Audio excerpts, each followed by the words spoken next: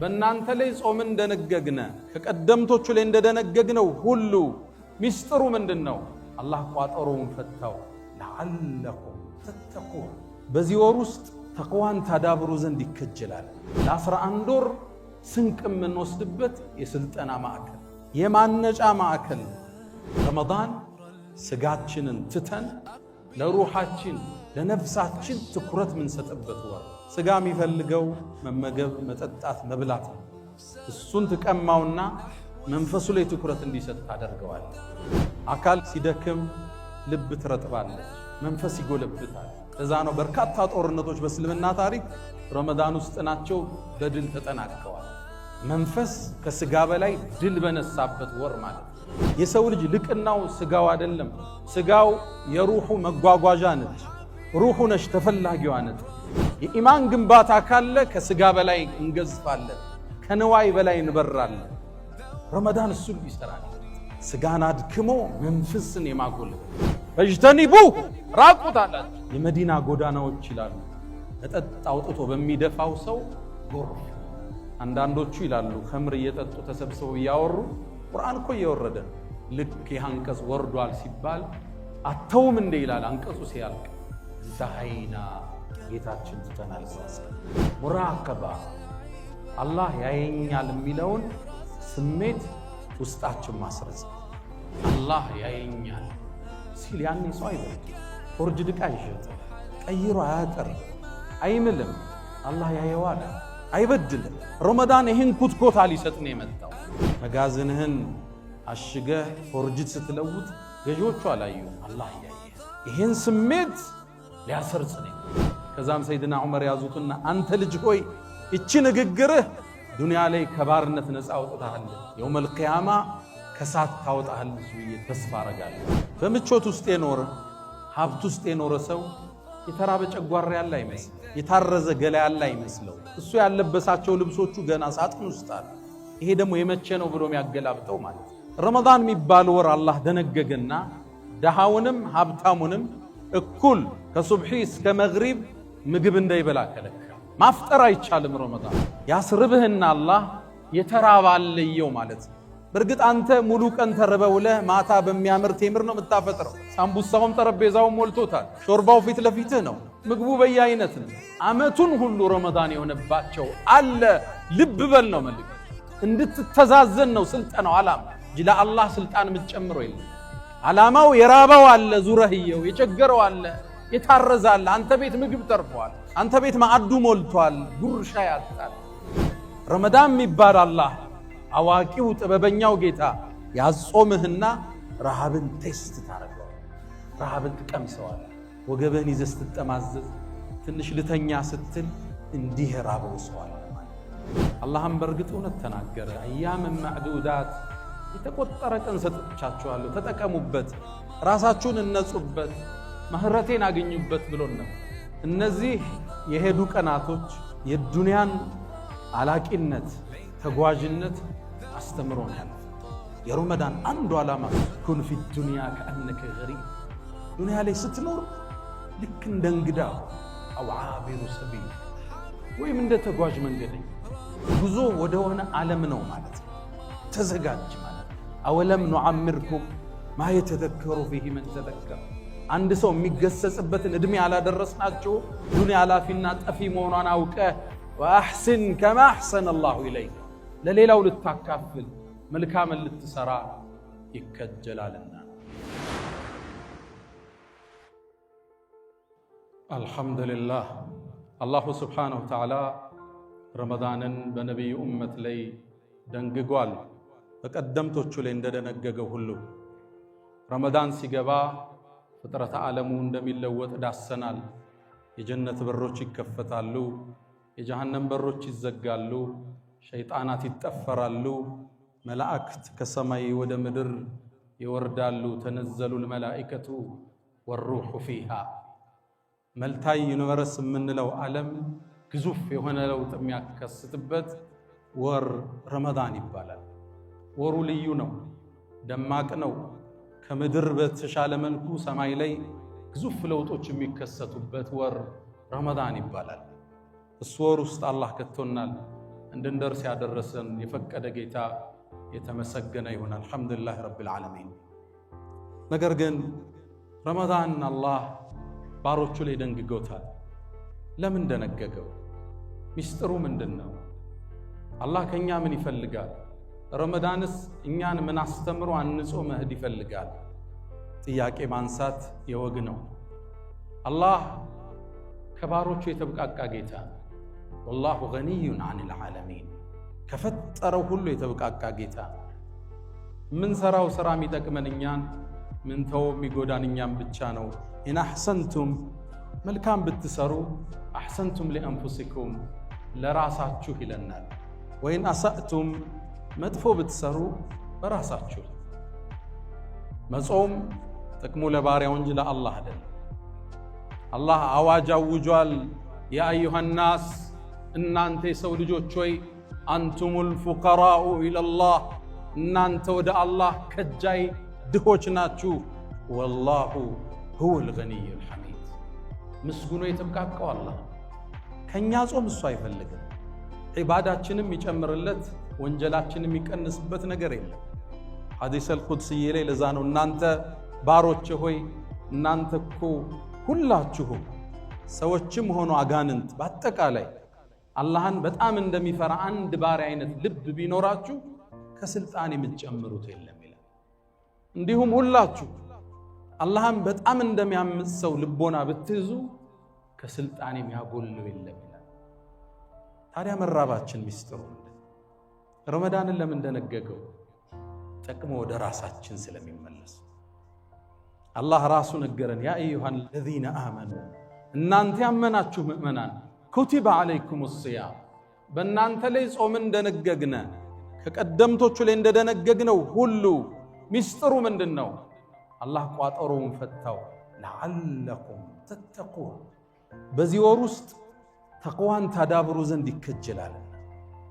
ረመዳን ለአንድ ወር ተደንግጎ ለ11 ወር ስንቅ የምንወስድበት የስልጠና ማዕከል የማነጫ ማዕከል አውቀነውም ጾም ነው ሳናውቀውም ሆነ ሚስጥሩ ገብቶንም ይሁን ሳይገባን የስነ ምግባር የተቅዋ የአኽላቅ ነፃ የሚደረግበት ወር ረመዳን ይባላል። ከመራባችን አይደለም ሚስጥሩ እንድንጾም አላህ የደነገገው። ወደኛም የሚመለስ በርካታ ትሩፋቶች አሉ። አንድ ሁለት ብለን እናንሳ።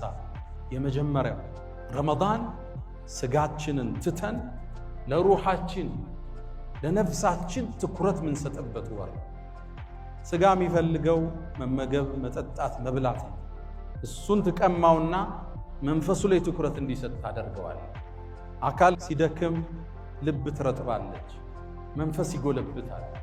ለዛ ነው በርካታ ጦርነቶች በእስልምና ታሪክ ረመዳን ውስጥ ናቸው በድል ተጠናቀዋል። መንፈስ ከስጋ በላይ ድል በነሳበት ወር ማለት ነው። አካልን አድክሞ መንፈስን የምናድስበት ኢማንን የምናድስበት ወር። አእምሮ በእውቀት ይመገባል፣ ስጋው አካሉ በምግብ ይመገባል። ሩህ ደግሞ ኢማን ነው ምግቧ። የኢማን ስንቅ የምናዳብርበት የተለየ ወር ነው ረመዳን ማለት። የሰው ልጅ ለስጋው ሲያድር ከእንስሳ በታች ይሆናል። አላህ ልክ እንደ እንስሳ ከነሱም መስመር የሳቱ ብሏቸዋል። ከልአንዓም ነው ያላቸው። ልክ እንደ እንስሳ ይሆናል። በቅርቡ አሜሪካ ውስጥ አይተናል አይደል? የጄፍሪ ፒሰን ፋይሎች የዓለም ታላላቅ ባለሀብቶች፣ መልቲ ቢሊዮነሮች፣ ፕሬዝዳንቶች ሀብቱ ጥግ ደርሶባቸው ምቾቱ የህፃናት ስጋ ሲበሉ ነው አይደል የተገኙት። የሰው ልጅ ለስጋው ማደር ሲጀምር ከእንስሳ በታች ይሆናል። እንስሳ የራሱን አካል አይበላም። ስጋን ረግጠን መንፈስን ስናጎለብት ወደ መላእክት አርከን እንሸጋገራል። የሰው ልጅ ልቅናው ስጋው አይደለም። ስጋው የሩሑ መጓጓዣ ነች። ሩሑ ነች ተፈላጊዋ ነች። ለዛ ነው አላህ አደምን ፈጥሮት ለረጅም ጊዜ አቁሞት ነበር። ሒኑ ሚነ ደህር ለም የኩን ሸይአን መዝኩራ። አደምን መላእክት እያዩት አቁሞት ነበር ከላይኛው ዓለም እንደፈጠረው። ግን እንዲሰገድለት ያዘዘ ሩህ ውስጡ ስትገባ ፈኢዛ ሰወይቱሁ ወነፈኽቱ ፊሂ ምን ሩሒ ፈቀዑ ለሁ ሳጅዲን ሰጋጆች ስትሆኑ ውደቁ አላቸው። የአደም ከፍታ አፈሩ ጭቃው አልነበረም፣ የተሸከማት ሩህ ነች። ቁም ነገሩ ሩሑን የማጽዳት ጉዞ ነው። ትግሉ ሁሉ ቁርአኑ፣ ጾሙ፣ ተሐጁዱ፣ ተራዊው ሩህን የማነጽ በኢማን የመገንባት ጉዞ። ኢማን ካልተገነባ ትእዛዛት ይከብዱ። ኢማን ሲቀንስ ለንዋይ እንጋደላለን። በመጅሊስ ወንበር እንጣላለን፣ በመስጂድ ኮሚቴ እንጋጫለን፣ ንግድ ላይ እንካካዳለን፣ ትዳር ላይ እንገፋፋለን፣ ውርስ ላይ እንበዳደላለን። ኢማን ሲደክም ማለት ነው። የኢማን ግንባታ ካለ ከስጋ በላይ እንገዝፋለን፣ ከንዋይ በላይ እንበራለን። ረመዳን እሱን ይሰራል። ስጋን አድክሞ መንፈስን የማጎልበት ሰሃቦቹ ገና የኢማን ጅማሮ ላይ ነቢዩ ዓለይሂ ሰላቱ ወሰላም ዳዕዋውን እንደጀመሩ አንድ ጦርነት አደረጉ። ሙስሊሙ በድል ጦርነቱን አጠናቀቀ። ሲያጠናቅቅ ምርኮን ሰበሰቡ፣ በርካታ ምርኮ። ያኔ ሰሃቦቹ ኢኮኖሚካሊ ደካማ ነበሩ። ምርኮውን በመከፋፈል ላይ ግጭት ውስጥ ገቡ። ገና የመጀመሪያ የኢማን ተርቢያ ላይ ነበሩ። ኩትኮት አነጻ ላይ ተጋጁ።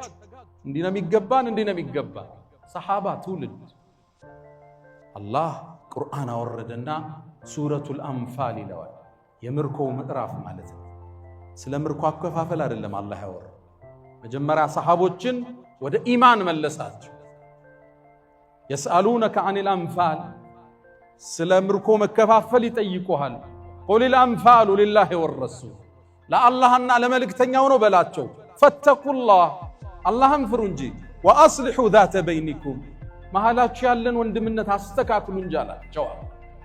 ኢን ኩንቱም ሙእሚኒን፣ ምእመናን ከሆናችሁ በአላህ በመጪው ቀን በመልእክተኛው ካመናችሁ መሃላችሁ ያለን ግንኙነት አስተካክሉ። ከዛ አላህ ስለ ምርኮ አላወራ። 5 ገጽ ሱረቱል አንፋል ግለጹ አከታትሎ ሄደ። ስለ ተቅዋ፣ ስለ ኢማን፣ ስለ ዋለላቸው ውለታ ሲጠቅስ ቆይቶ 5ኛውን ገጽ ስትገልጹት ስለ ምርኮ ክፍፍል ያኔ ይጀምራል። ለአላህ እንደ 5ኛውን እያለ ክፍፍሉን አላህ ይመጣል። ዑለማዎቹ ምን ይላሉ? አላህ ቀድሞ ስለ ክፍፍሉ ቢናገር ተግባራዊ ላይ ሆን ይችል ነበር። ኢማን አልጠነከረም። ኢማንን አላህ ገነባና ትእዛዝ ሲያወርድ ትእዛዝን መቀበል የሚችል ጫንቃ ገንብተው ነበር፣ ትከሻ ዳብረው ነበር። ረመዳን ዓላማው ኢማንን ማጠንከር፣ ስጋን አድክሞ ኢማንን ማጠንከር። ያኔ ትእዛዛትን መሸከም የሚችል ጉልበት ይኖራል። ኸምር ታውቃላችሁ፣ መጠጥ እኮ ባንድ ያልተከለከለ በሂደት ነው የተከለከለው። የሰሃባን ኢማን አንጾ ነው መጨረሻ ላይ ኸምር ማለት ቁማር ማለት ርጅሱ ሚን ዐመል ሸይጣን ሲላቸው አውጥተው የደፉት። መጀመሪያ አልተቀበሉ። ያ ማህበረሰብ መጠጥ ሲጠጣን ያደገው የሰሃባው ትውልድ ኸምር አስካሪ መጠጥ ነው የሚጠጣው። እስልምናን ሲቀበሉ አላህ መጠጥን ተዋላላቸው። ስለ መጠጥ ይጠይቁሃል፣ እንዲበላቸው ትእዛዝ ይወርዳል። አልከለከላቸው። ኢማናቸው ክልከላውን የሚቀበልበት ደረጃ ላይ አልደረሰም። ያን ከዛ ደግሞ አስከተለ አላህ ያ አዩሃ الذين آمنوا፣ እናንተ ምእመናን ሆይ እባካችሁን ወደ ሶላት ስትገቡ ጠጣችሁ አትስገዱ አላቸው። ይሰክራሉ፣ ሰከራችሁ እንዳትቀርቡ አላቸው። ላ ተቅረቡ الصلاة وأنتم سكارى አላቸው። እንዲህ አባብሎ ነው እኮ አላህ ያነጻቸው። ኢማናቸው ተገንብቶ ሲያልቅ ትእዛዝ አወረደ። إنما الخمر والميسر والأنصاب رجس من عمل الشيطان فاجتنبوه راقوت አላቸው። የመዲና ጎዳናዎች ይላሉ መጠጥ አውጥቶ በሚደፋው ሰው ጎርፍ ነው። አንዳንዶቹ ይላሉ ኸምር እየጠጡ ተሰብስበው ያወሩ ቁርአን እኮ እየወረደ ነው። ልክ የአንቀጽ ወርዷል ሲባል አተውም እንደ ይላል አንቀጹ ሲያልቅ እንተሃይና ጌታችን ትተናል ብለው አስቀምጡ። ኢማን ተገንብቶ ሲያልቅ ትእዛዝን መሸከም ይችላል። ለንዋይ አያድርም። ስልጣን አያጓጓው፣ የሰው ሀብት አያጓጓው፣ ብር ይዞ አይጠፋ፣ በድሎ አይሸሽም። ረመዳን የተደነገገበት የመጀመሪያው ዓላማ የኢማን ግንባታ መስጠት። ሁለተኛውን ንጥቀስ፣ ሙራቀባ አላህ ያየኛል የሚለውን ስሜት ውስጣችን ማስረጽ። የሰው ልጅ በካሜራ ብዛት በደህንነትና በጸጥታ ኃይል ብዛት የምትቆጣጠሩ ፍጡር አይደል። ብዙ ካሜራዎች ብዙ ደህንነቶች አላት የምትባለው አሜሪካ እንኳን 2025 ላይ የዛሬ ዓመት ወንጀል የተሰራው ብቻ 9.3 ሚሊዮን ወንጀል ተፈጸመ። ያ ሁሉ ካሜራ፣ ያ ሁሉ ደህንነት፣ ያ ሁሉ ፖሊስ እያለ ከነዚህ ውስጥ አብዛኛውን ዘረፋና ቡቸራ። የሰው ልጅ ራሱ ውስጥ ካሜራ ካልገጠመ በምንም ልታቆሟቸው። አላህ ያየኛል ሲል ያኔ ሰው አይበድም፣ ፎርጅድ ዕቃ አይሸጥም፣ ቀይሮ አያቀርብም፣ አይምልም። አላህ ያየዋል፣ አይበድልም። ረመዳን ይህን ኩትኮታ ሊሰጥ ነው የመጣው። እንዴት አትሉኝ? ለምሳሌ አንድ ሰው ሲጾም መጾሙን ራሱ ካልነገረህ በምን ታውቀዋል? ዘይሮ ከሄደ ጾሟል አፍጥሯል አታውቀው። ጾም አላህ ያየኛል ብለህ የምትሰራው ስራ ብቻ። አሊያም ረመዳን ቀን ቤቱ አሁን ምሳውን በልቶ ግጥም አድርጎ መጥቶ አፉን ጠራርጎ የዛሬ ፀሐይ ምን አበረታው ቢልህ በምን ታውቃለህ? መብቱ ነው አይደል? አላህ ያየኛል ስለሚል ነው ውዶ ያደረገ የተግመጠመጠበትን ውሃ ሳይውጥም ይተፋው። አላህ ብቻ የሚያውቀው ነው። የጉሮሮን ኬላ አላህ ብቻ ነው የሚያየው። አላህ ያየኛል ስለሚል ነው የሚጾመው። ለዛ ነው አላህ ፈሰውሙ ሊ ጾም የኔ ነው ይላል። እኔም ፈርቶ ነው ባሪያ የሚጾም እንጂ ያቺ ቤት ውስጥ ምግብ የምታዘጋጅ ውዷ ባለቤት ምግብ ቀምሳ ትፍ የምትለው ማን ያየኛል ብላ ወደ ውስጥስ ብትስበው አትችልም። ጉሮሮን ስታልፍ የሚያያት ጌታ እንዳለ ታውቃለህ። ጾም አላህ ያየኛል ካላልክ በስተቀር አንድን ሰውንም ማስገደዳችን። አንድን ሰው አስገድደ መሳሪያ ይዘህ ሶላት ልታሰግደው ትችላለህ፣ ሩኩዕ በል ስጁድ በል እያለ። ሐጅ ልታስደርገው ትችላለህ አስገድደ። ዘካ ልታስወጣው ከኪሱ ትችላለህ አስገድደ ግን ልታጾሟች። ጾም የምትከለክለው ምግቡን ነው፣ ቀማኸው፣ ተስማምቷል። ዙሁር ደረሰ ልስገድ ይላል። ሶላት ትከለክለው አትከለክለው። ሊሰግድ ሲል ደግሞ ውዱ ይባላል አይደል? ውዱ ሲያረግ ደግሞ አፍ መጉመጥመጥ አለ አይደል? እየተጉመጠመጠ ወደ ውስጥ ቢልከው ማን ያየው? አላሁ ጀለ ፊሁ። አስገድደህ ማታሰራው ዒባዳ ካለ ጾም ብቻ። ይህን ስለሚያውቅ አላህ ፈሰውሙ ሊ ጾም የኔ ነው አለ። ሶላትም የሱ እኮ ዘካም ለአላህ ነው። ለጾም ግን የተለየ ቦታ ሰጠው። አላህ ያየኛል ብለህ የምትሰራው ስራ። ይህን ሳናቀው ውስጣችን ላይ አላህ ያየናል የሚለውን ስሜት አላህ ዚሮ መዳን ላይ ይክበዋል፣ ይሰራዋል፣ ይገነባዋል። አንድ ሰው ለውጥ እንዲያመጣ በስነ ለውጥ ሳይንስ ውስጥ አንድን ነገር 21 ጊዜ ማድረግ ነው። አላህ ግን 7-9 ቀን ጨምሮበት 30 ቀን 29 ቀን ይሄን ተርቢያ ይሰጣል፣ ጠንቃቃ እንድትሆን። ከዛ በኋላ ሱቅ ላይ ስትቀመጥ ገዢው ባያይ አላህ እንደሚያይ አቀን ምትሸጥ። ፎርጅድ ዕቃ ስትገለብጥ ሰውየው አላየህም፣ ቤቱን ዘግተህ ግን ስትሰራ አላህ አይተዋል። ይህን ስሜት ነው ረመዳን የሚያሰርጸው። ይሄ ተርቢያ ያሳለፉ ሰሃቦቹ አንዴ አንዷን ወጣት አንዱ ኮረዳ አባበላት። ጨለማ ላይ ነበር፣ ውብና ቆንጆ ነች። በዝሙት ፈለጋት። ድቅድቅ ባለው ጨለማ ሰማዩ ላይ የሚታዩት ከዋክብት ብቻ ናቸው። ጠጋላትና እባክሽን እንጨዋወት አላት። እሷ ዞር ዞር ስትል ላ የራና ኢለል ከዋኪብ አላት። አይዞሽ አትፍሪ ከዋክብት እንጂ እኮ የሚያየን የለም አላት። እሷ ግን ሙራቀባን የተረዳ ሰው መልስ ሰጠችው።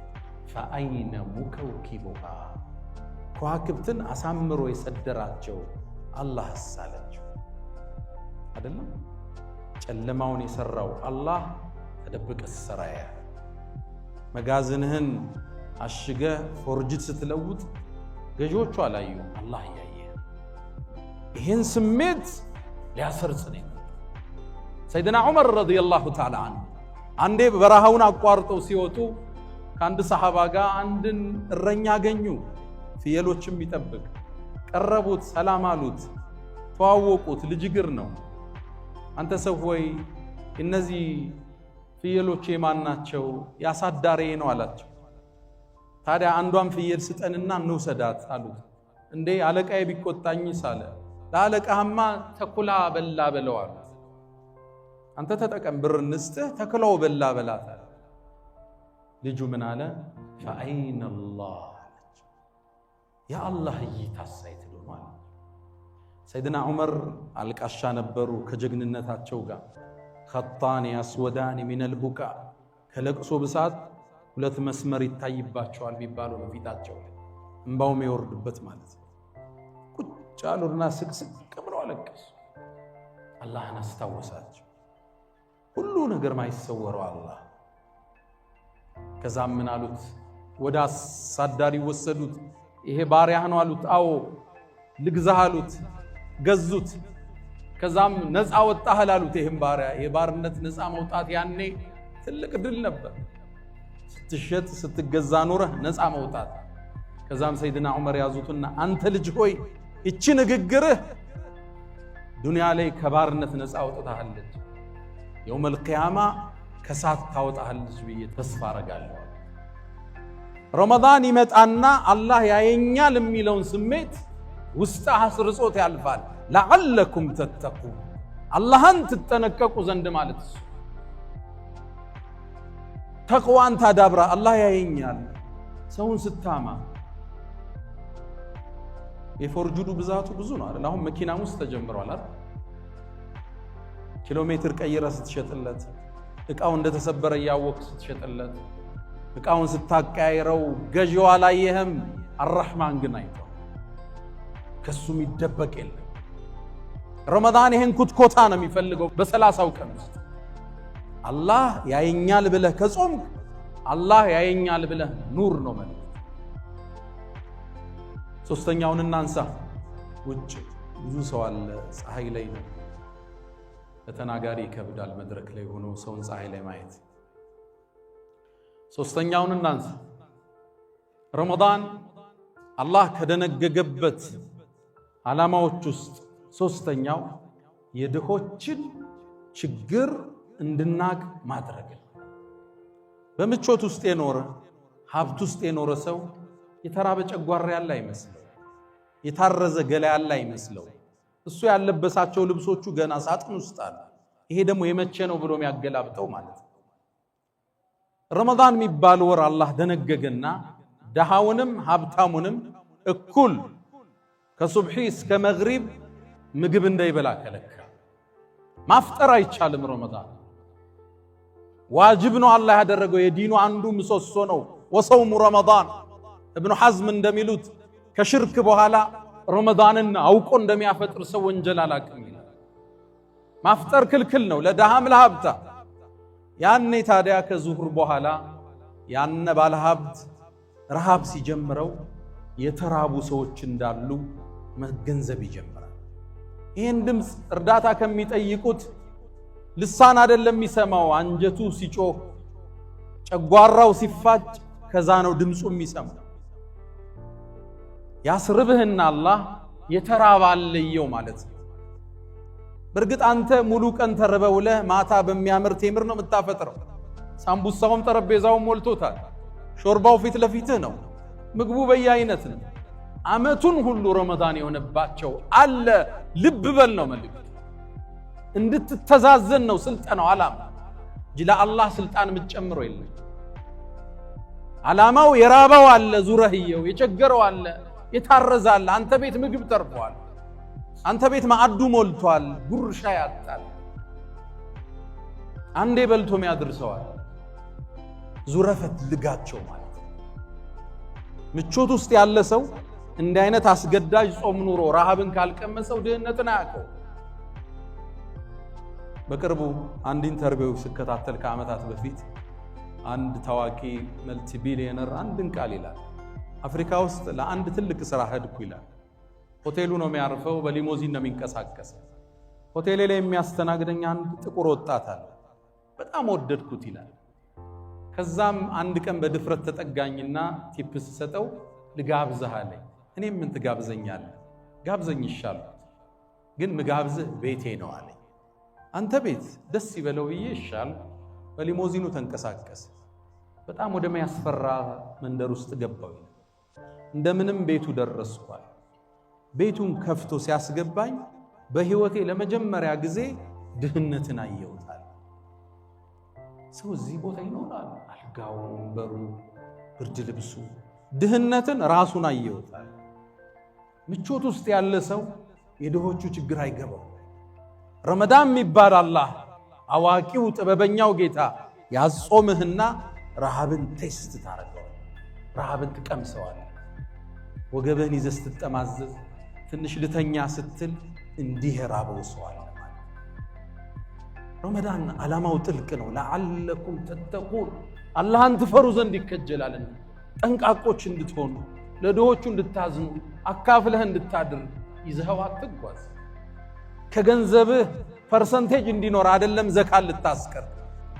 ከምታተርፈው ትርፍ 100 ሚሊዮን አተረፍ 10 የድሆች ነው እንድትል ነው ዓላማ እንጂ ዘካዋ ስትደርስ 2.5 ለማውጣት ሂሳብ ስትሰራ እንድትውላል።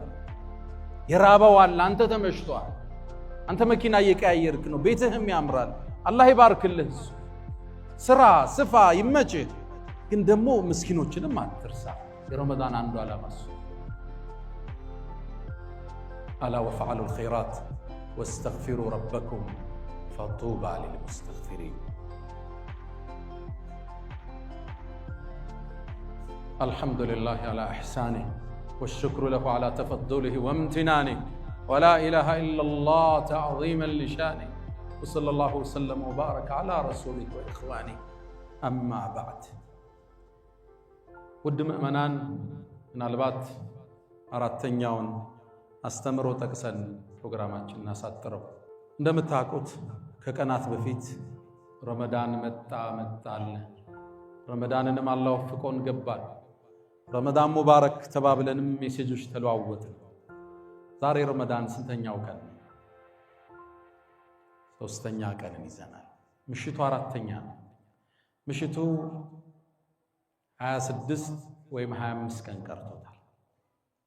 ቀናቶቹ እየተጓዙ አላህም በእርግጥ እውነት ተናገረ። አያምን ማዕዱዳት፣ የተቆጠረ ቀን ሰጥቻችኋለሁ፣ ተጠቀሙበት፣ ራሳችሁን እነጹበት፣ ምህረቴን አገኙበት ብሎን ነበር።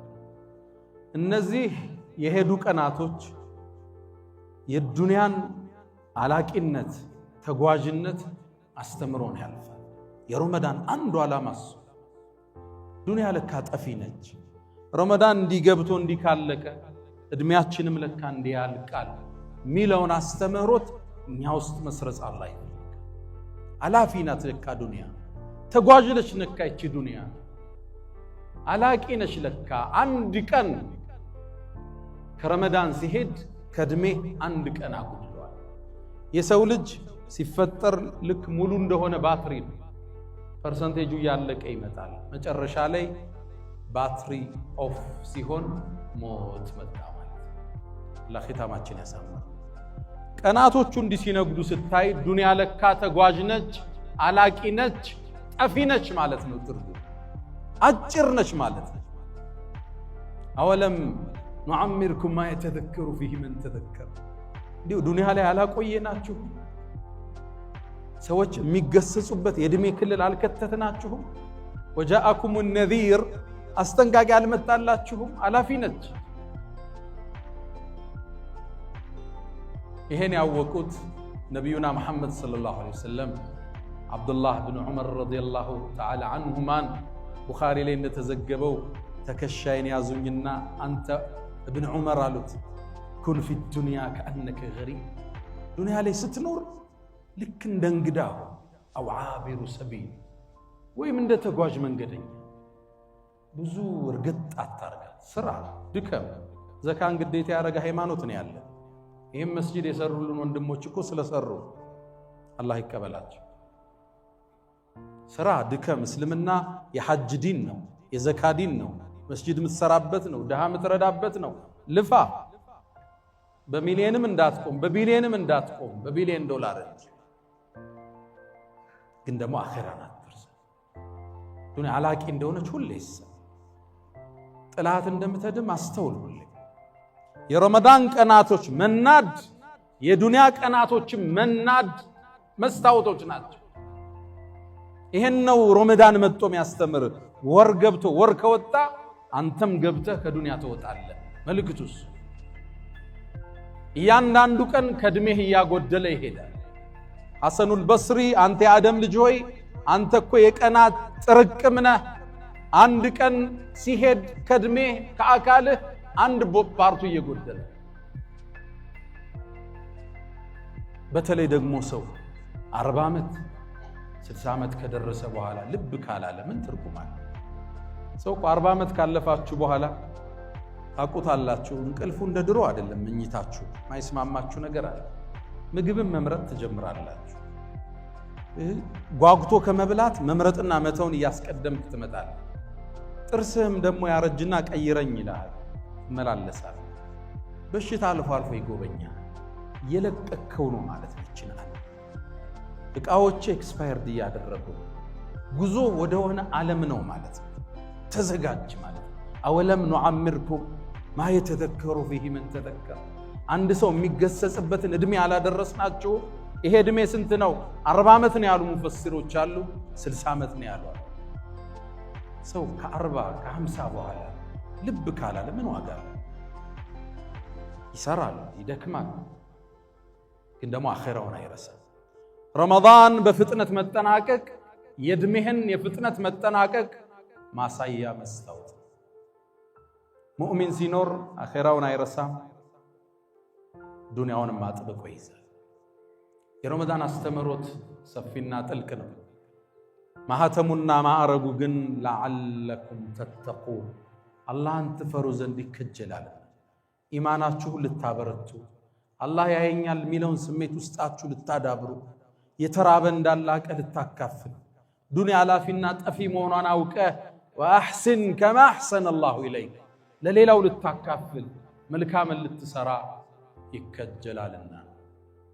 ያ መን ቱሒቡነ ነቢየ ሙሐመዳ ሰሉ ዐለይሂ ወሰሊሙ ጡለል መዳ ፈሰላቱኩም ወሰላሙኩም ኑረን ለኩም ቢአምሲኩም ወቢየውሚኩም ወለኩም ገዳ ኢነላሃ ወመላኢከተሁ ዩሰሉነ ዐለን ነቢይ ያ አዩሃ ለዚነ አመኑ ሰሉ ዐለይሂ وسلموا تسليما اللهم صل على محمد وعلى آل محمد كما صليت على إبراهيم وعلى آل إبراهيم وبارك اللهم على محمد وعلى آل محمد كما باركت على إبراهيم وعلى آل إبراهيم في العالمين إنك حميد مجيد اللهم أعز الإسلام والمسلمين وأذل الشرك والمشركين ودمر اللهم أعداءك أعداء الدين اللهم تقبل منا صيامنا وقيامنا وتلاوتنا يا أرحم الراحمين اللهم لا تدع لنا في مقامنا هذا ذنبا إلا غفرته ولا هما إلا فرجته ولا دينا إلا قضيته ولا رزقا إلا وسعته ولا غائبا إلا رددته